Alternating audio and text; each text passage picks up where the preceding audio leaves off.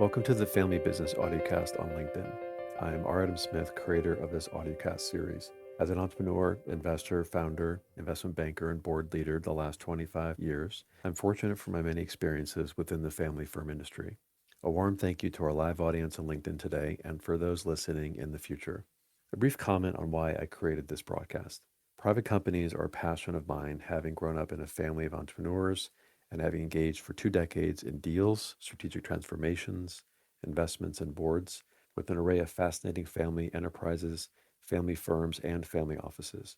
I founded this series to offer a useful platform for listeners to hear from veterans, academics, and leaders in the vast family firm ecosystem.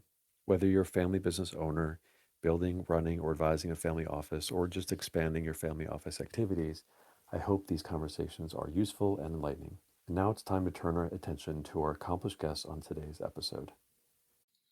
I'm very pleased to host today Peter Vogel. Peter, welcome for joining us today. It's great to see you here. Thank you so much. Thanks for having me. Yeah, thank you. Where are you today? I'm in Zurich. Lovely, lovely place. A few words on Peter. Just going to brag about you briefly here. Peter Vogel is a distinguished academic and entrepreneur specializing in family business and entrepreneurship at the IMD Business School, where he also serves as the director of the Global Family Business Center. Peter is also the Debiopharm chair for Family Philanthropy at the school. At the center, he directs and founded the world's first family business program called Navigating Your Family Enterprise into the Future, and also later leading the family office.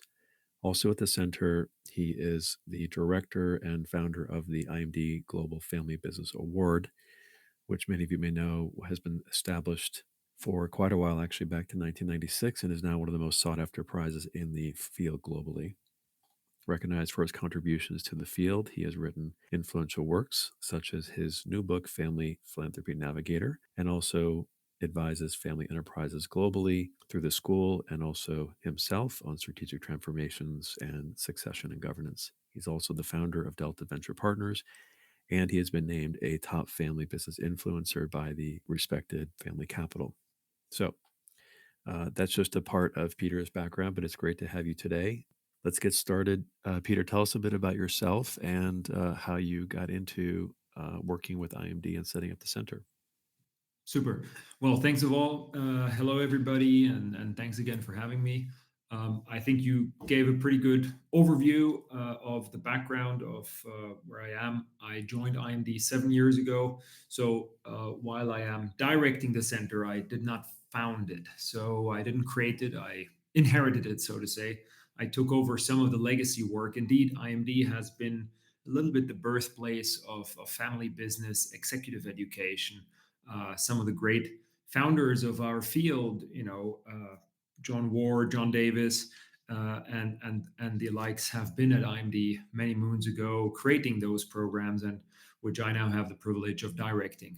And so I come from the field of entrepreneurship, and there's been family business backgrounds as well on our family side, and those areas then merged over time more serendipitously than anything else, really, where I started working with enterprising families on entrepreneurship, helping next generation members create their own ventures, invest in ventures. So the nexus between the family enterprise space and the startup space, and that then led to working on succession and governance and family office and all the other aspects of then really building out the more holistic family enterprise system and working with families through multiple transitions and transformations.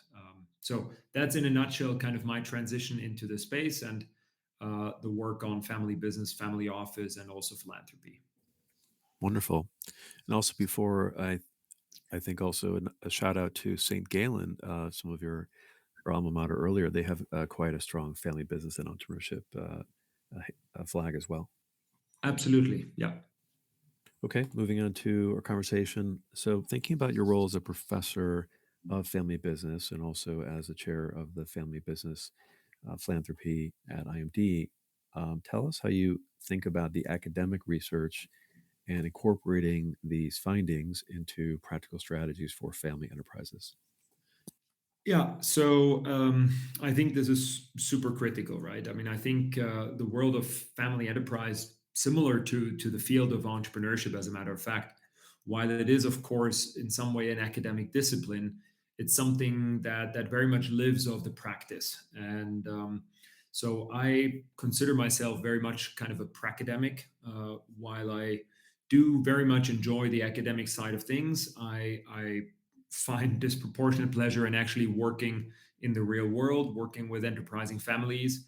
And I very much see my mission in helping enterprising families make better decisions for themselves, for the various stakeholders that are affected by their family enterprise system, and in some way bridge the gap between academic research and insights, and kind of drawing insights and lessons from the academic work that many experts do on a daily basis, and translating that into simple frameworks, assessments, models, tools that are grounded in that rigorous and relevant research, but then are translated in a way that is practical and applicable to all members of enterprising families, irrespective of their educational or professional background. And um, I leverage all of these models that we create. You mentioned the philanthropy and the family office navigators. I leverage them in the programs, in the advisory work, and I also find a lot of pleasure in creating these frameworks, and also making them accessible not only to the families but also to other professionals and educators to use it in their work, because the work that we do with families is by nature of design not really scalable. It's time consuming. We spend one-on-one time with families, and of course, with every family we spend time with, we cannot spend time with another family. So I love to create these tools and frameworks, and have others use them in their work, and through that try to create some sort of a scale, uh, even if it's not on a monetary basis, but at least on an intellectual basis. Right. That's great. Thank you. We've covered some of this pracademic content with some of your colleagues. Understand both tricky to juggle both, but also exciting to bridge findings of deep research, such as Massimo Bao and Alfredo de Massis, and also Christina Wing and her colleagues at Legacy. Martin Roll has also created a healthy amount of research and findings. So it's, of course, John Davis, going way back to the CFEG platform. So it's great to hear your dedication to bringing information and knowledge and empowering family businesses and family enterprises, and of course, not just family offices. Maybe talk a bit about your views on family business and the different nomenclature and different thoughts of the industry and what it actually is. There's this movement, I think we've seen this a bit with Richard Wolkowitz and also at Denton's, talking more about business families, right? And Mhm. given that there's more than one holding, the terminology is changing. So maybe just walk us through how large the family businesses are in the world, and then how does that relate to, in your opinion, family offices as an organization? Yeah, so I think when we look at systems, family enterprise systems, obviously they evolve over time, over generations, over decades, over centuries in some cases. And of course, it's essentially a multidimensional space, right? There's the family equation, there's the ownership equation, there's the business and asset equation, there's the leadership and governance equation. So there are a number of dimensions that we're looking at here, and every single system is evolving differently. And there are cultural implications, there are regional differences, there are family specifics. And some families, obviously, there are very prominent families that are very large in size in terms of family and owners, but very concentrated on one business. And then there are some smaller families that have a very vast portfolio of enterprises that they have interest in. And so every system obviously is very different, also in terms of governance. Are we organized in a holding? Are we all holding individual shares in different businesses? etc. Right? So and this is very unique for every single family system. Now you mentioned the aspect of a business family. Sure. I mean, again, what we do see over time and over generations, very often the unit of analysis shifts from a family business to whether you call it a business family or an enterprising family. I mean, you see so many different names and labels. We talk about enterprising families because it disconnects from a business. If you look at the founder generation as an entrepreneur, you create a company, and everything you think about is the business. Everything revolves around the business. How will the business do? How will the business continue? And then as your children then get into the age of thinking about succession, who will take over my business? Right? Those are the classical thoughts in the early stages of a family enterprise system. And then over time and over generations, maybe the business doesn't even exist anymore, or we started to diversify, and in our total portfolio of assets, the business, which was the legacy asset, maybe only makes up 5% of our total wealth. And then suddenly the business is not the spotlight anymore, but the family becomes more of the focus, because then suddenly we need to juggle multiple branches and across 3 4 generations, and hundreds of shareholders over all kinds of different assets with different profiles and interests and risk profiles, and suddenly then this business family or enterprising family becomes more prominent in the debates within the family realms. And so I think that is what you're alluding to, is this kind of shift in narrative, which I don't think is so much a shift of narrative in the field, but more I mean, it's always been there. It's just that we're now starting to spend more time thinking about these later stages of evolution of these systems, so to say, where the family, the ownership group, and these different dimensions start to receive more attention next to the business, which always will have attention, right? So it's just how do we allocate the time that we think about things. Right. I think systems is an interesting word. I'm glad that, at least for me, I cover over 100 family offices, and most of them are single family offices doing deals, doing directs, and they're involved in buying companies or investing in companies, and they tend to be operating from a single entity. But given the expansion of the industry as a business, and some of your colleagues here on the phone are dealing with organizations that are quite larger. I know that's the case with Vicky and Monica and Richard and Alexander, of course. I know that these organizations are getting much larger. So I think one thing that's not really covered well is, because the information is opaque, is how extensive and complex the family office or enterprise is becoming with multiple holdings. Given where you sit, having written books and gathered data on this, like how large are some of these organizations becoming? That would be interesting to talk about that briefly. And how much larger can they continue to become? Let's say looking at a BDT, an MSD, or a Pritzker type of organization. Yeah. Well, I mean, again, I think this is a very much family by family type of constellation. I mean, obviously in Europe you have family systems where you have thousands of family members. I think there are examples like the Mulier family or the Brenningmeier family or the Wendell family, where we have 1,000+ family members in such a system, with sometimes hundreds of organizations.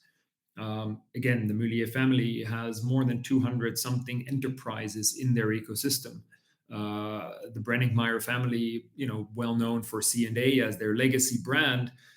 Today, C&A, of course, is still one of their brands, but they've diversified so massively through a multitude of holdings, through a multitude of investment vehicles with very specific, different, diverse type of purposes. So I think most fundamentally there is, technically speaking, not a real limit to any of these complexities. Okay. I mean, obviously, managing them over generations becomes very tricky, right? Because then we need to start to think about how do we keep these systems functioning. Then they start operating very similar to small states in some way. If you have thousands of family members and shareholders and entities to deal with, then you need to apply governance practices that are very similar to of course, in an abstracted level to small states. And how do you function? How do you channel decisions?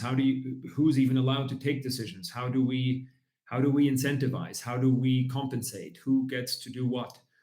If somebody wants to create a company, where does the funding come from? We have a family piggy bank. Okay, who has access to what?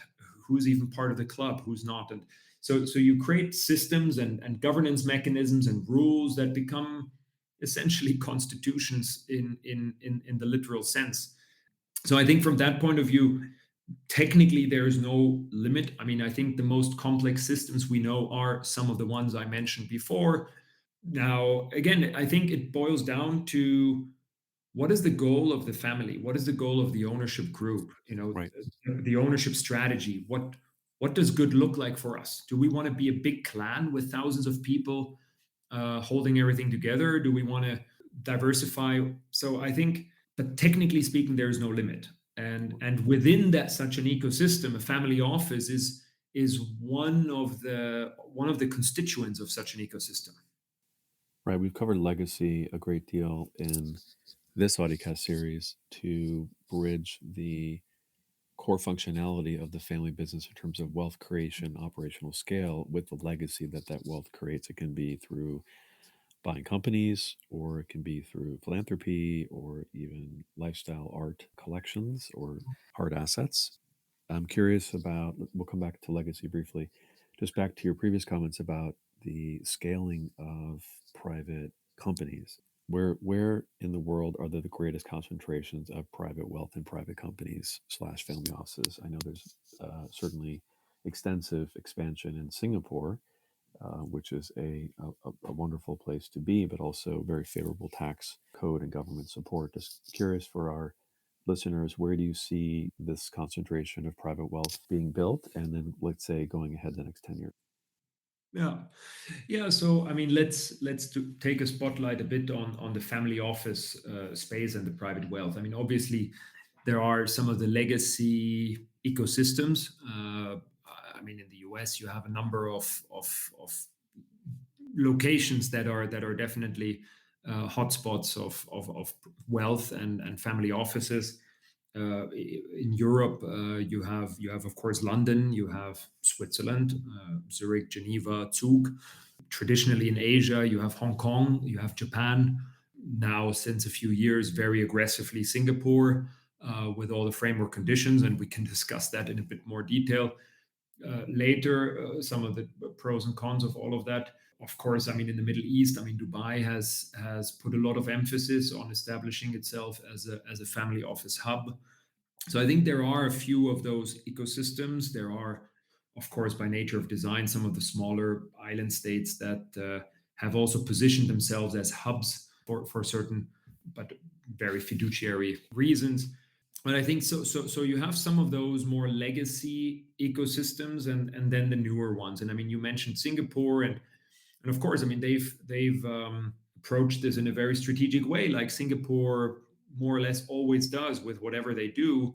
Which, by the way, is one of the reasons why Singapore repeatedly ranks among the most competitive countries in the world in our IMD World Competitiveness Ranking. I mean, they come up with a strategy and then they execute it very diligently. And one of the strategies they, as a country, have decided to focus on is to be a hub for family offices, especially Asian families, but also global families. And now, the last couple of years, and COVID has probably done part of the trick. I guess the fact that there's been somewhat of a political instability in Hong Kong a few years before has also definitely supported that movement. But of course, if we now look at Singapore today, I mean, sure, they say they've attracted hundreds, arguably more than 1,000 new single family offices, whatever that means, right? But of course, we already started to see now some of the downsides of that. Well, are these really family offices? Then there have been some news articles around money laundering and this and that, right? So of course, then whatever you do in a very quick way, then you will have all kinds of side effects that were unwanted by nature of design. But I think they've done a tremendous job at systematically looking at some of the key parameters around framework conditions for family offices, sure, from a tax point of view, from a investment access point of view, and also then the talent equation, trying to create dedicated programs to help boost family officer trainings to create a talent pool for the families, et cetera, et cetera. So I think they've done a pretty diligent job at that, but yeah, maybe a little bit too quick in my view. I understand. Let's shift back to your own personal craft and productivity. So you wear a lot of hats. It's exciting to have you today as a guest, and we are just here for a half hour. So maybe tell us a bit about your own passions and legacies and what you write about, and including the Family Office Navigator and the Family Philanthropy Navigator, which I'm now reading. These are great resources. What led you to write and inspire others and create these books and guides? And also thinking about having written those books, what are some of the few fundamental advice, thoughts that you have for families to navigate their own organizations? Yeah. Yeah, so the navigators, yeah, as you said, we published the Family Philanthropy Navigator in 2020, the Family Office Navigator last year. There'll be a Family Enterprise Navigator in a couple of years from now.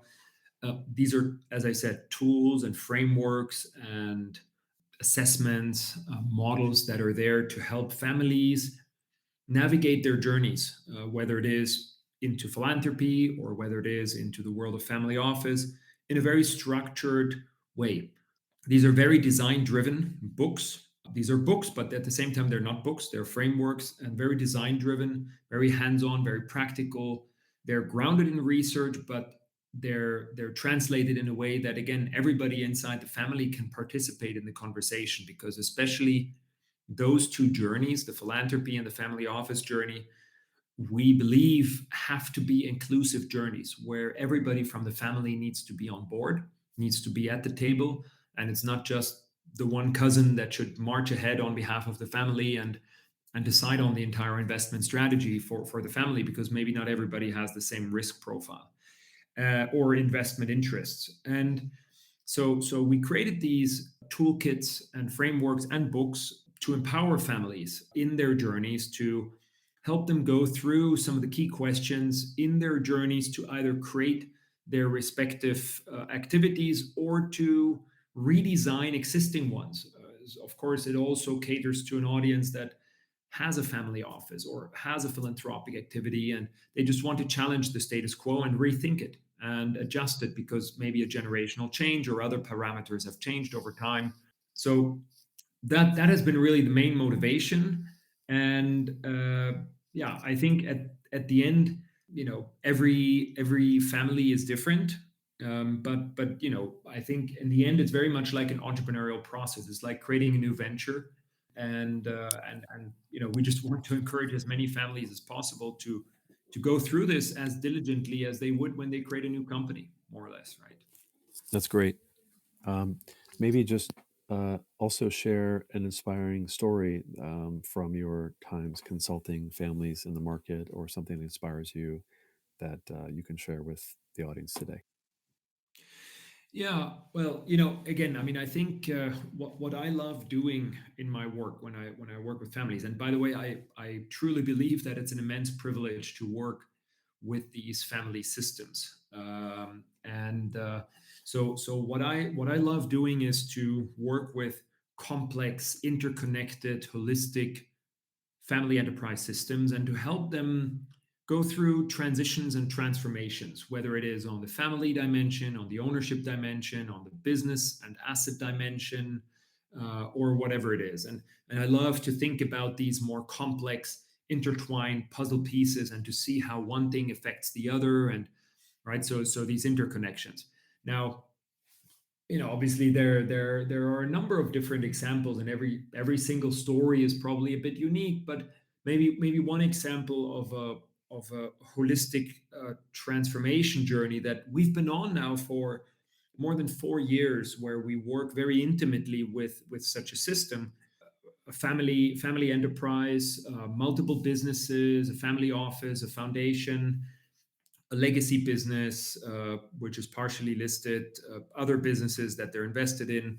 going through a generational transition, where we, on the one side, we help them reposition from an ownership strategy point of view where they want to go through the ownership and leadership transition, set up a new holding in different jurisdiction, equip that holding with a new board of directors, train the board, sit into all the board meetings as a board observer, created a new family office, created a new shareholder foundation, which is a charitable foundation and owns part of the holding.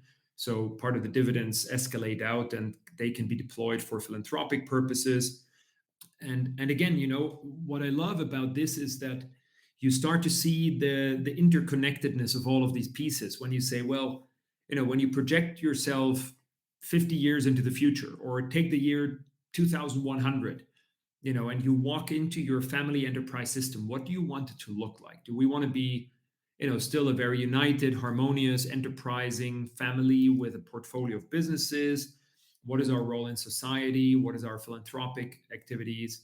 What does our investment portfolio look like? Will our businesses still be family run and led, or will we have other, professionals that run the organizations, etc.? And so from there, then we can backtrack and engineer the system as we want it to be.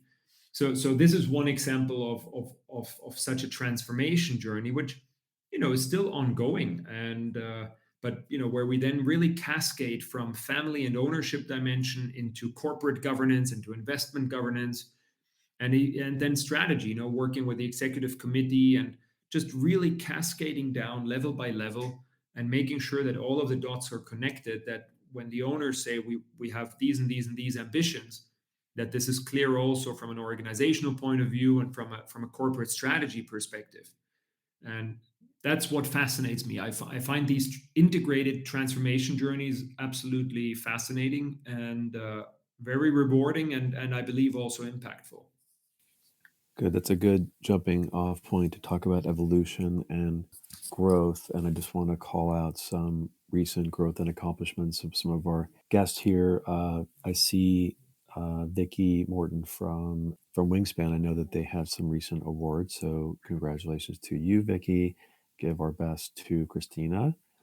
Richard, I see you've also been very productive on your own brand and some articles and publications, so that's wonderful. And we also see recent accomplishments by Monika Nadova in Slovakia, and wonderful to see her joining the Hippocampus Advisory Board this month, so that's great. And, because we're talking about legacy and where do these organizations go? Is it just for wealth, or is it for impact on society? I know you cover this topic greatly on your with your team at CFEG. Maybe talk a bit about your robust circle of colleagues at CFEG for those that don't know about it. And of course, congratulations to John Davis and John Griff and all of that organization building over the years. I think it'd be helpful for people to know about that as well. Yeah, so I mean, the family office Navigator that we've been doing has been a joint program and a joint project between IMD, which of course is kind of my main anchor, so to say, and then the Cambridge Family Enterprise Group, where I am affiliated as well, and of course, I mean, working very closely with John and the team there. I mean, I think what John has created there is quite unique. I think everybody who's in this space would agree with that. That building such an enterprise of advisory is never easy. So I think from that point of view, building an ecosystem of experts that are so complementary in nature and touch all of these different aspects of a family enterprise system in a holistic way is not an easy thing to do. So I think from that point of view, I think he and they have done a tremendous job. Now, I say they because, of course, while I'm affiliated, I'm it's not my main role. So from that point of view, I cannot take any credit for anything that they've achieved. I'm just one of the puzzle pieces in their bigger puzzle. Now, of course, I can speak on behalf of IMD and what we do in the center, where again also we bring together these different puzzle pieces for these more integrative, holistic transformations. And I think one of the challenges I believe that everybody who works with enterprising families will quickly resonate with is, of course, you build a very intimate, trusted relationship with a family over time as an advisor, as an educator, and you know, as compared to other domains of advisory or consulting, for example, where if you take some of the big consulting firms, where you can imagine very easily there's a managing partner and then there's an army of project managers and all these other things that Right. go in and then deliver the job. In our domain, it's much more difficult to build large teams because it's such a trust based working relationship with families, and it's almost like a flipped model where you have a support team but the delivery is always on this one individual, the trusted advisor. So I think from that point of view, it is always a challenge to build such a strong complementary ecosystem of experts to deliver on the different necessities and needs that families have. And from that point of view, I think CFEG has done a terrific job at building such a platform of complementary skills and assets and capabilities. I think that's not an easy job to do in this space. Very true. Very true. Well, we had the luxury of having several of the advisors on this show. Just briefly, since we were talking about the industry, I'd like to also shout out to the elegance and effectiveness of the editorial content that Francis Botha has been putting out, and Simple. So a brief shout out to you, Francois. Now, just one thing on the technology side, you are not only academic and a manager, but you have a wonky side to you in terms of technology, coming from biomedical engineering masters and a PhD in management of technology and entrepreneurship at the École Politique. So we're not going to spend the next couple of days talking about technology with you because that would be intimidating. But I'm curious because we have a couple of guests here, and also others are very curious about the leveraging and importance of technology and evolution into the family office and the family multifamily office and family office ecosystem for operational effectiveness, but also AI. Could you just talk a bit about your view on the importance of technology and in particular AI relative to family offices? Yeah, yeah. I mean, obviously, Francois would have a lot of views on that, probably more than me. But I'm happy to give my 2 cents to this equation as well. So, I mean, obviously, as a techie, I think technology is great and can do many fantastic things. I think that the digitalization has and still does transform the family enterprise space quite a lot. Um, that includes the business side, classical governance, family office, philanthropy, all of these things. Now, I think in the family office space, the technology equation is a very obvious one. It's a tricky one. And in fact, I mean, Francois and I had been discussing that a little bit also not too long ago because, you know, again, there is this very intimate nature of family offices, and of course we have a lot of families that especially you have generational differences in terms of how flexible you are, how trustworthy you think different IT systems are, etc. So I mean, obviously, cybersecurity is a big issue. Certain digital risks and threats are there.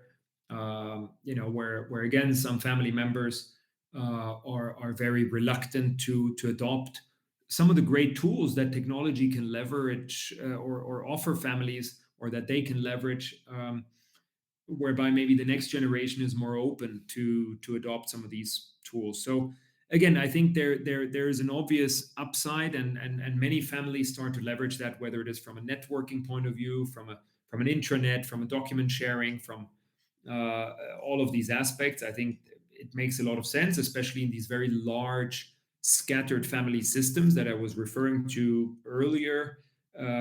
Technology is a blessing, because again, I mean, we have some families where the family members inside the family speak 5 different languages, and none overlap, as a matter of fact. And then they have their family meeting in their legacy language, where the legacy business was. only that more than half the family members don't even speak that language or understand it. So obviously their technology plays a key role, but then they have some of the challenges, which is again then some family members saying, "Oof, now we have somebody or a system, an AI system, listening into our very intimate family conversations." Talking about Hmm. AI, Hmm. where again, I think some families are just very, very cautious when it comes to adopting some of these smart technologies, in part rightfully so, but in part also not, right? And I think that's where then I think experts need to come in and also educate families on where they can leverage technology and where they have to be more careful. Okay, we're going to wrap up soon. We'll take a comment from the audience, but on that note of technology, I noted today that the famous investor Steve Cohen here in the U.S., a large hedge fund manager, also owner of the Mets, he is convinced that the work week will move to 4 days, which is a better balance as we see working well in Europe, partly because people are, quote, less effective on Fridays. And so there's a certain recognition of reality and efficiency, but also leveraging AI and the power of efficiency, right? So interesting. I have a question here on my chat. One question is to the legacy issue of super wealthy families giving money away to causes that are less relevant to the benefit of society. Let's say they give them away to a gardener, or they give them away to some other family, or they buy things that are not core to the business. So the wealth diffuses out into society, let's say. What are your thoughts on this, and how integrated and essential will philanthropy be from your point of view and in this transforming industry?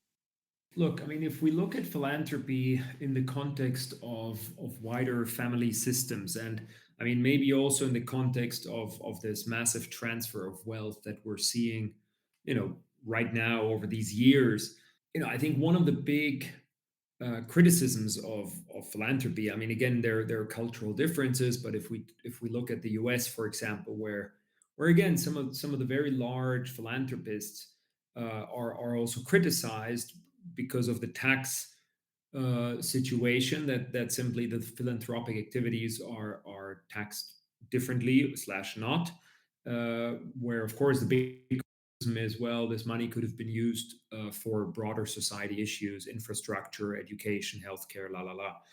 Now, in Europe, that's slightly different, or depending on the country. So it's very difficult to generalize and say, what is the role of philanthropy in this. But I mean, what we do see is in this context of this big transfer of wealth, and of course also with the rising of impact investing and other forms of doing good in the world and trying to find a balance of shifting from only shareholder value creation to stakeholder value creation, or doing well and doing good, or inclusive capitalism, and thinking in these more inclusive ways. I think philanthropy can play a critical role. Families can leverage it more strategically, also for family affairs internally, for ownership affairs, for generational transitions, value transmissions. So I think philanthropy can be leveraged very smartly by families. I think it has been not only looked at positively, as I said in the beginning, Right. over the years. But look, I think again, that's also in part why we created the Philanthropy Navigator, is to Exactly. help families give more and give better and give smarter and give faster. I like that. I encourage you to read that. You can find more about that publication on Peter's website and also at IMD. Also, you can reach him on LinkedIn or by email at peter.vogel@imd.org. So, yeah, that's great. It's been great to have you today. Really enjoyed it. And of course, we could spend a lot more time together, but this has been a great first conversation here with you, Peter. Thank you so much. It was a pleasure, and pleasure to meet you all, and hope to stay in touch. Definitely. I'd like to thank you and also our Family Business Audiocast today. This is R. Adam Smith signing off. Stay tuned for the next episode of the Family Business Audiocast on LinkedIn.